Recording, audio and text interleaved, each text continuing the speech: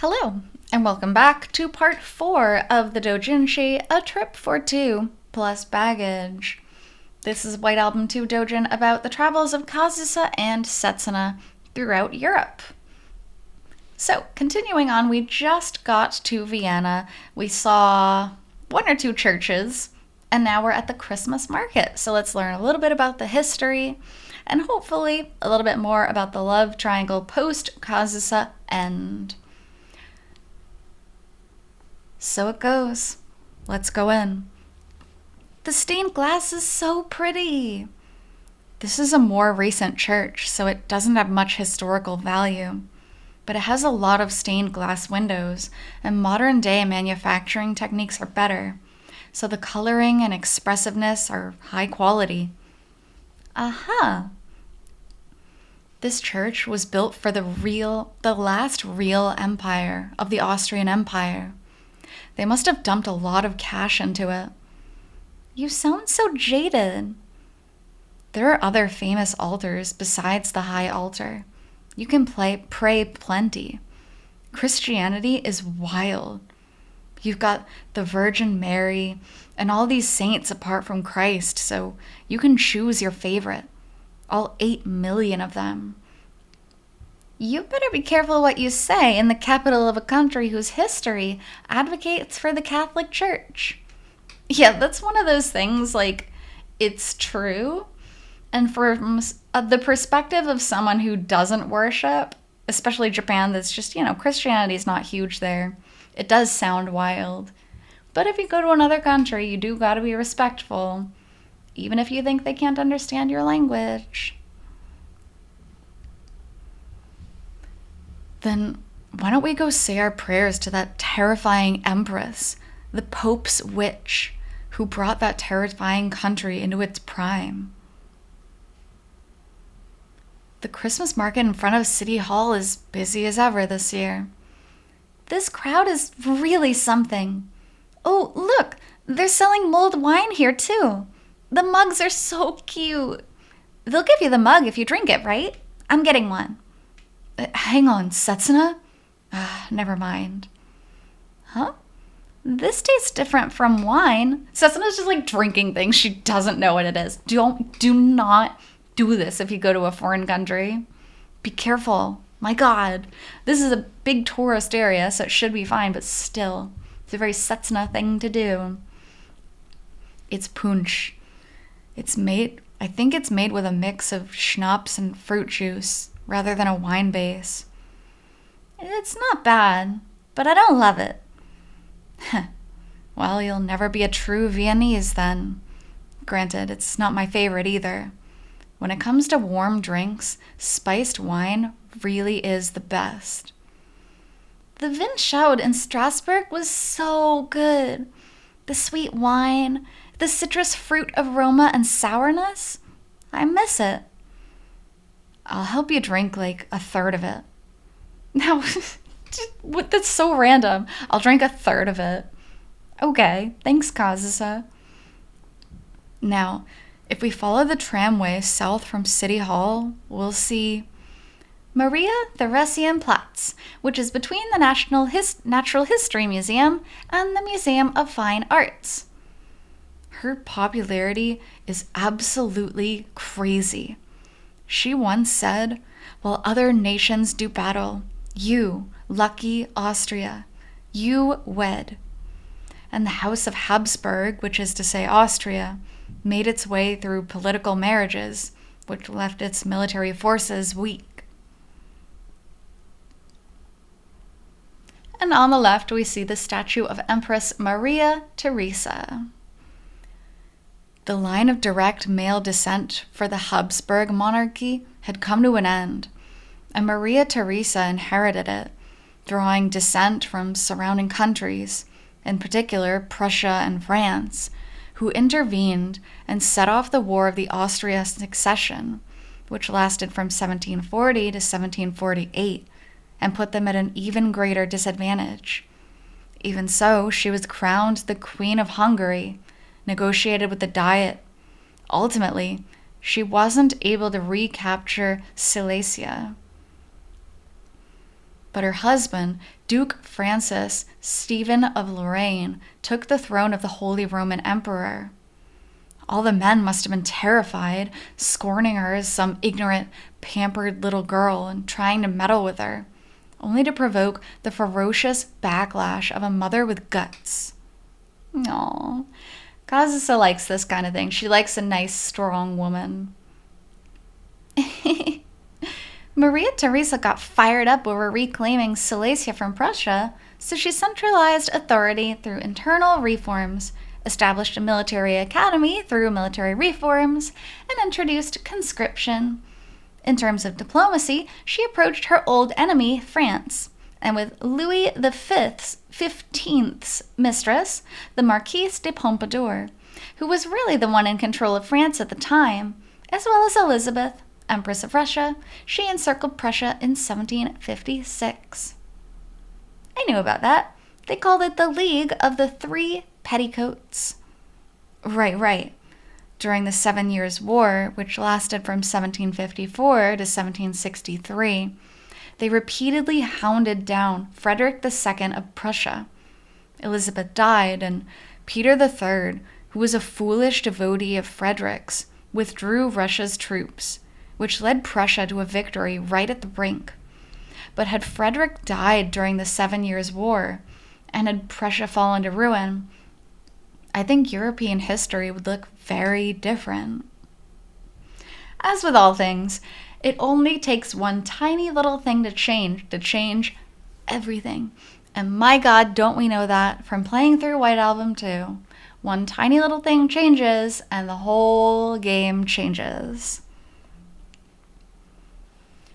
France lost colonial territory in the New World, and India to England during the 7 Years' War. And on top of that, they didn't gain anything in Europe, which left them with an enormous debt that I believe was part of what brought about their revolution. Marie Antoinette was Maria Theresa's daughter, in fact. Come to think of it, in later years, Frederick apparently ridiculed Maria Theresa by saying, "The House of Habsburg now is ruled by a man who is rarely seen. However, this man is a woman." He sounds like he has a pretty serious disdain for women. Which is absolutely true. That's a very, very sexist thing to say. But thinking also about the time period, everyone was sexist. Like, that was just the way it, not excusing it. Just saying every guy was a jerk. Maybe it's retaliation against the suffering he went through, but it is a pretty harsh and rash remark. Wasn't there talk about the two of them getting married? It fell by the wayside. Maria Theresa was smitten with Francis. Surrounding countries expected that if the Habsburgs joined with Prussia, they would become entirely too powerful. And there were some religious differences too.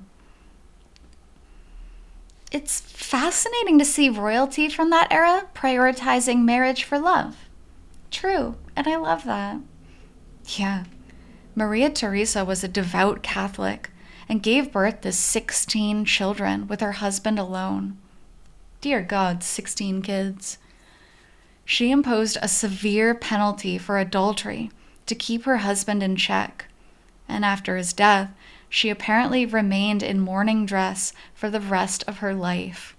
Oh, no, that's so sad, though. This is like one of those things, because both Kazusa and Setsuna have said, like, oh, I'm never going to love another man for the rest of my life. Like, it's the same concept.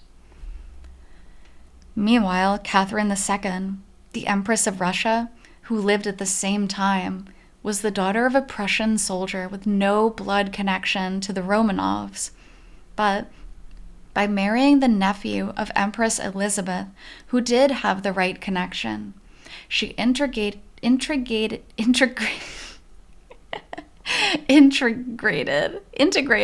why can't I pronounce that word?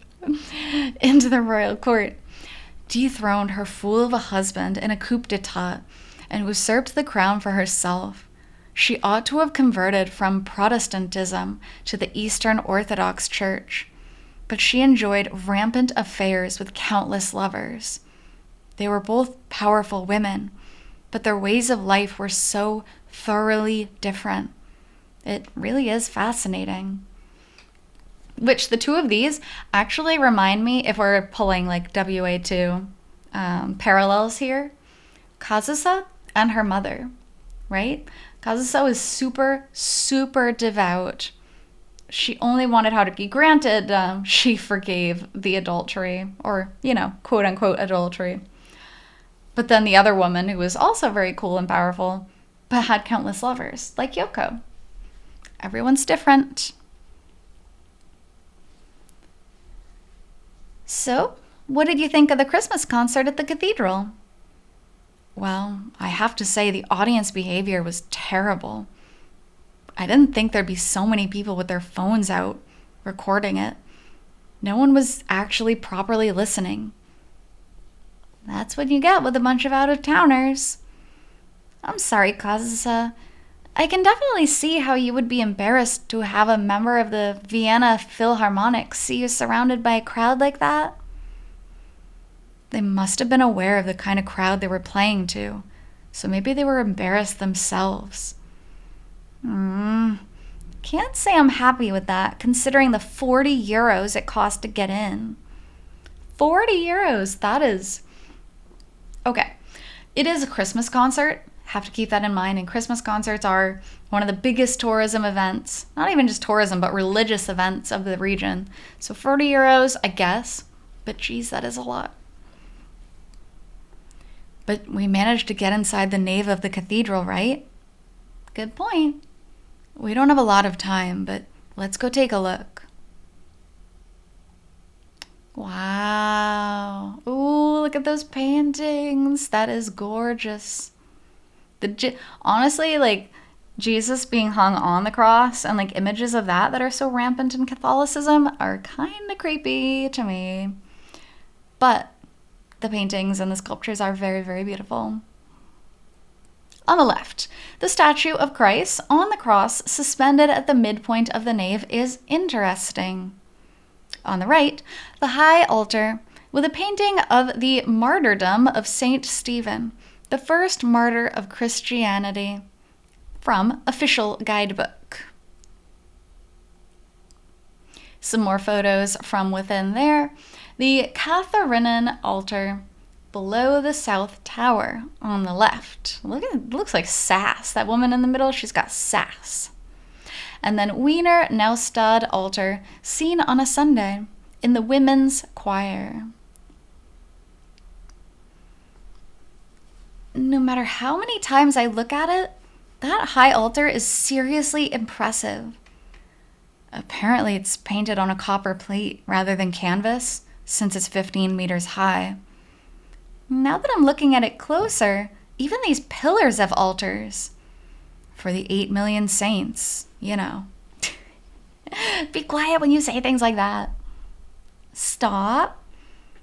The most famous one is probably the Wiener Neustadt altar, which is at the back of the women's choir in the north nave. Though it's not a Sunday, so the panels are shut. Then, if we come for Christmas Mass, we'll be able to see it. You serious about coming back? Excuse me? You came here with Haruki-kun, but you don't want to come with me? Is that it? If you keep visiting like that, they'll start thinking you're a legit believer. I think it's okay to act like a legit believer, just for the Christmas season. Fine, whatever. I'll come with you. We are now closing the gates. Please leave promptly.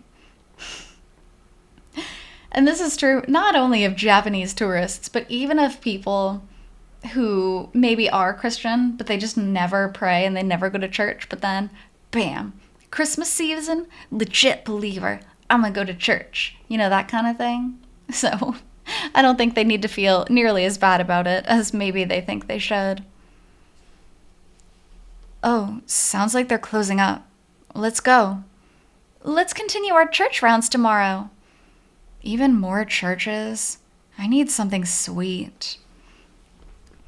And then on the left we have the Capistran chancel sculpture, affixed above the outdoor pulpit by the entrance to the northern catacombs.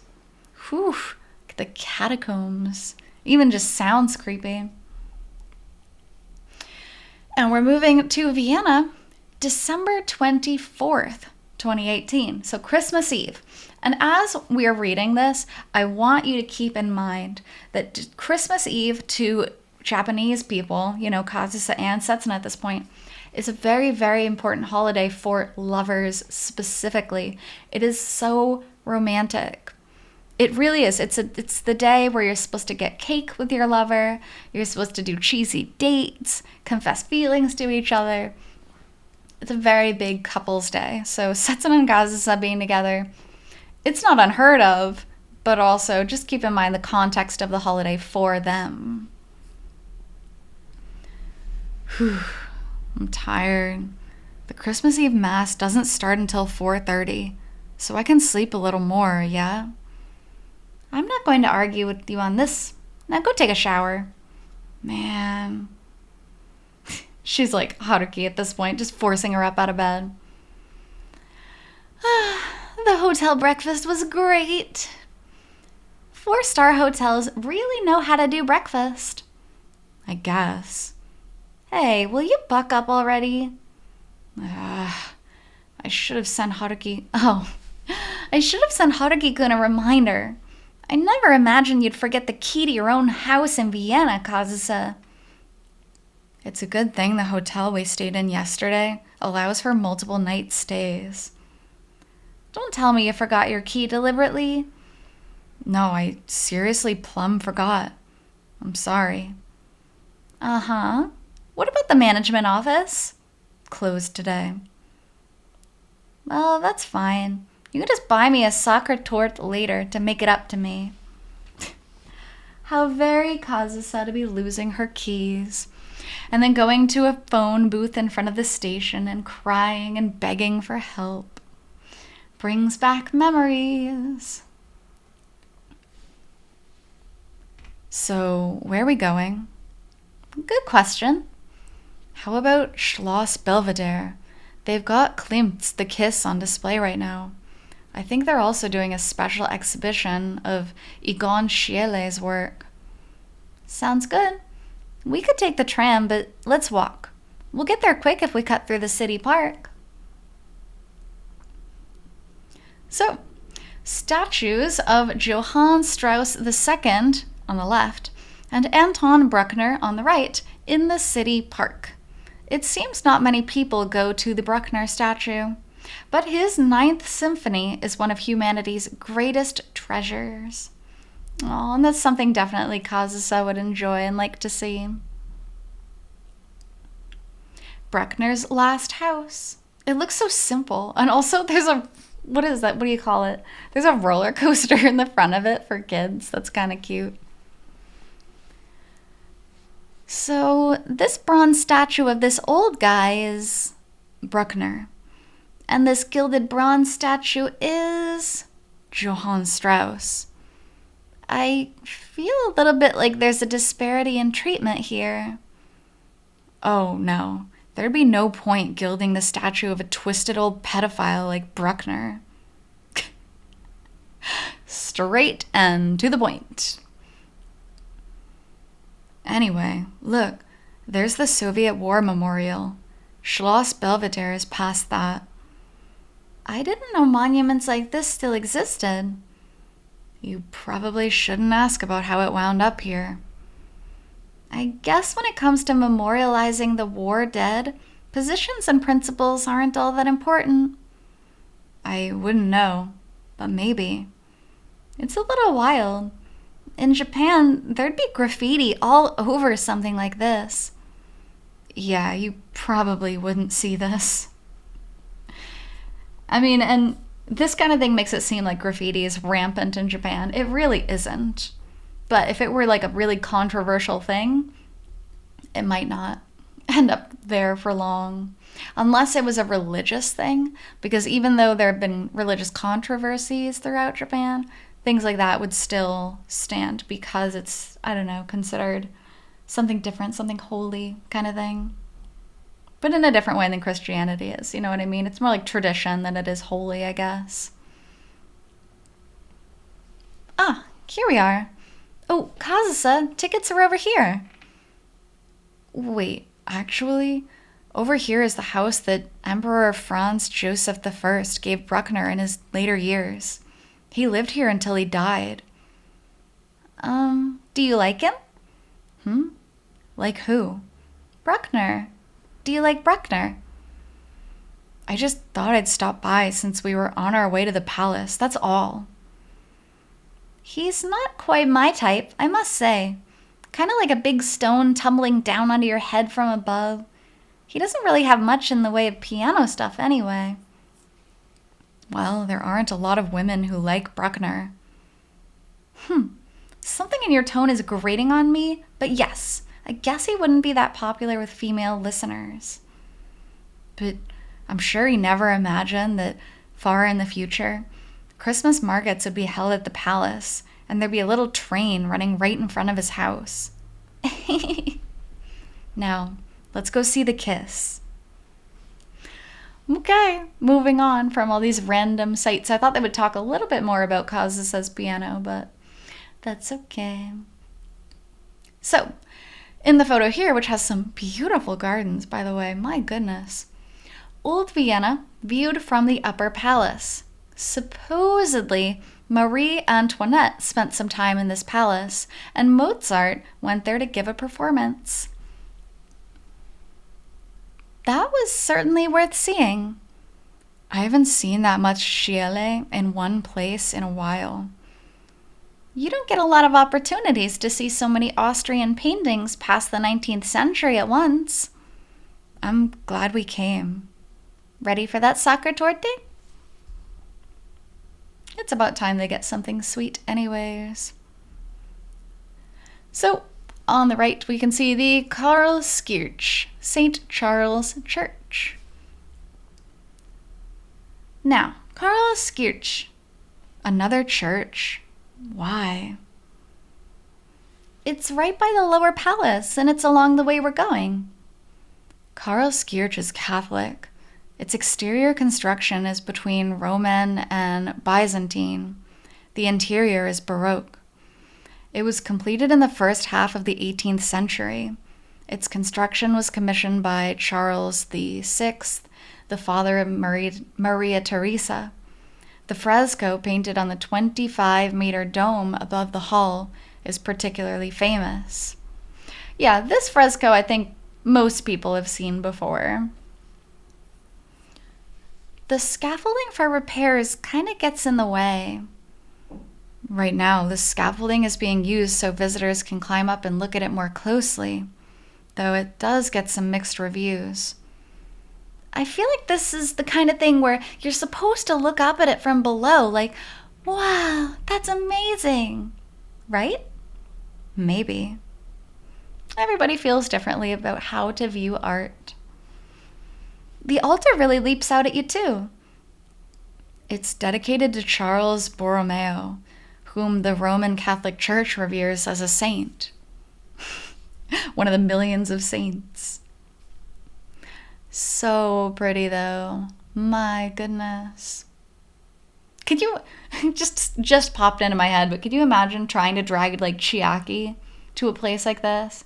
She'd be like, not again. I want to go home. Oh my God. I don't want to be here. This is boring. Kazusa and Setsuna putting up with it. Not only putting up with it, but also coming on their own to like enjoy together. Good for them. Statue of Borromeo on the left and high altar on the right. A saint who, in 1576, when the plague was raging in Milan, made efforts toward accommodating the afflicted and burying the dead, with no concern for danger or expense. Oh, that is sweet. That is very sad. That is very selfless. And then some new paintings, Brahms on the left, and the home of the Vienna Philharmonic, the Musikverein. Who? Don't ask me. Sure is flashy, though. So, there's a statue of Brahms in the park just in front of the Karlskirche. Why does he look so grumpy, I wonder? It's like, even in death, he's glaring across the street at the Musikverein. Yeah, that's creepy. The Musikverein's Brahms Hall is pretty good. You've played there, right? Yeah, some solo stuff. Some stuff with the Vienna Philharmonic. When it comes to Brahms' piano pieces, I'm fond of his intermezzi. Glenn Gould's performance of those is excellent. Maybe I should do a recording of them myself. Aww, Kazusa goes on vacation and just starts playing piano in these big places. Although she would just draw attention to herself, which is what she really doesn't want to do. Oh, look at that on the left. Oh no, now I'm hungry. The original soccer tort from official website.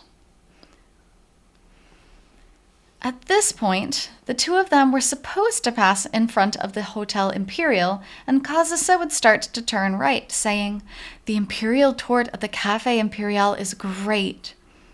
But Setsuna grabs the cuff of Kazusa's coat and pulls her, turning left, east, on Karntner Ring, and right, north, onto Karntner Strasse, to the Café Sacher, where they would eat the original Sacher tort. But I was forced, in tears, to omit it. Author has not been there, and so cannot write about it.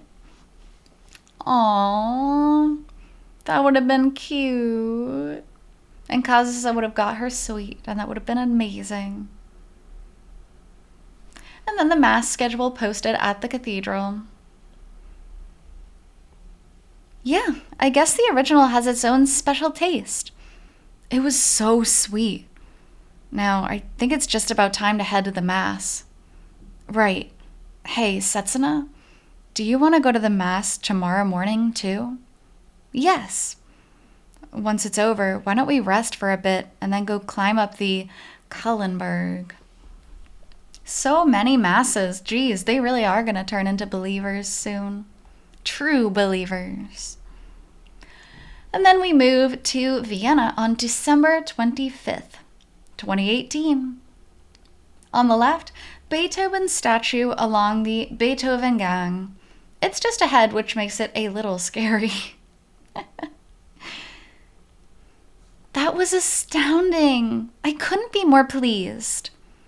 You're pretty wild about it for someone who isn't even a believer. Hearing Mozart's Missa Solemnis at Christmas Mass in a cathedral? There's nothing better. Okay, I guess. That sounds like a very specific thing to say, that if anyone were to say it, probably Kazusa. I guess. Now we're going to take the U4 from Stephensplatz to Heiligenstadt, and we can have lunch at a Hauriger near the Beethoven Museum. At this point, the two of them were supposed to find a Hauriger, a homemade wine tavern, somewhere that was open during the day, and spend a mellow hour sipping wine, but I was forced in tears to omit it. Author has not, etc. Oh no. That would be nice, but it's also a danger. If you drink too much during the day on vacation, you can get a headache, you could get sleepy, you could just want to go home, you could get silly, sloppy, just be careful. That's all I'm saying, just be careful. Looks like the Beethoven Museum is closed for Christmas. Hey, take me to the Beethoven Gang. Sure. If we go north up Erokagace, it'll be right there. It's so nice and quiet here. Have you walked here with Haruki-kun too? I have, yeah. The house is just at the end of it. Ah. Oh, imagine having a house at the end of the walkway. Oh, it's not their house, but so pretty. You could imagine, right? Can't you just imagine superimposing like a little cartoonish version of Kazusa and Haruki walking along this path? Painful for Setsuna, but very cute. The Beethoven Gang, Beethoven's walkway, north along Eroikagasse from the Beethoven Museum and traveling up the Schreiber River, surrounded by a high-class residential area.